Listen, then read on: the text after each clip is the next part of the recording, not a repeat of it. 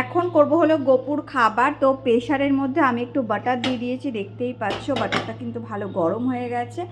আর এখানে ওর স্যালাড যেভাবে আমি বানাই ঠিক অনেক ধরনের চাল ডাল সব কিছু রয়েছে। এই এক মুঠের একটু কম নিয়েছি। আর এখানে ওর সবজি, এই সবজিগুলোকে আমি এখানে দিয়ে দিলাম।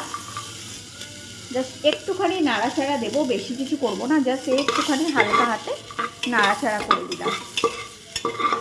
আর সামান্য একটুখানি নুন দেব। আর না, ও হলুদ জিনিসটা দেখলাম যে এই খিচুড়ি পছন্দ করে না, তো আমি ওই জন্য হলুদটা দেবো না। তো এই দেখো সামান্য একটুখানি নাড়াচাড়া দিয়ে নিলাম, একটু হতে থাকো।